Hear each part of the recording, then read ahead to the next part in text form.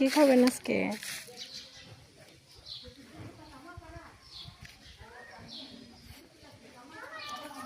হাঁস।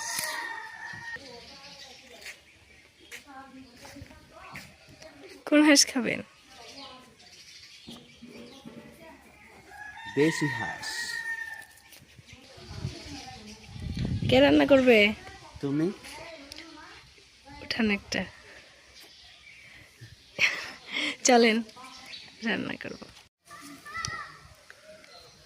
আমাকে রান্না করতে হবে? এটা তোমার চালাকি নিশ্চিত। দুইটা পেঁয়াজ লেখে নিয়ে আসছো নাকি? এই ও, চলো কি আর করার, রান্না করি। যেহেতু দেশি হাঁসের মাংস পেয়েছি, তাই আজকে দেশি হাঁসের মাংসই রান্না করব। ফ্রিজ থেকে নামিয়ে এটাকে ধুয়ে নিচ্ছি। মাংসটা ধুয়ে নিয়েছি, এখন এটাকে মশলা দিয়ে তারপর মাখিয়ে নিব। দিয়ে দিচ্ছি আদা বাটা, পেঁয়াজ বাটা, রসুন বাটা, স্বাদ মতো লবণ, হলুদ গুঁড়া, ধনিয়া গুঁড়া, মরিচ গুঁড়া, জিরা গুঁড়া, গরম মশলা, কতগুলো পেঁয়াজ কুচি, হ্যাঁ দিয়ে দিচ্ছি পরিমাণ মতো তেল।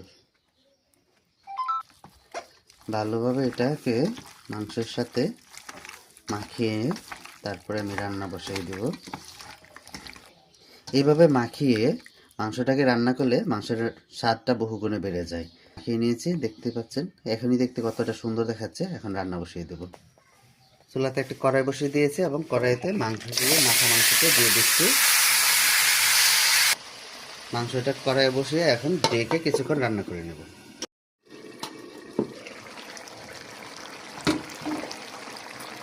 একটা রসুন দিয়ে দিচ্ছি। দেখুন বন্ধুরা, মাংসের কালারটা কত সুন্দর হয়েছে। এখন দিয়ে দেব আমি কয়েকটা আলু, কারণ হচ্ছে আমি আলু লাভার, সবাই জানেন আমি আলু খুব পছন্দ করি, যে কোনো মাংসের সাথে আলু খাই, তাই কয়েকটা আলু দিয়ে দিলাম আমরা এই জন্য। আলু দেখুন কষা কষা হয়ে গেছে, এখন দিয়ে দিচ্ছি পানি।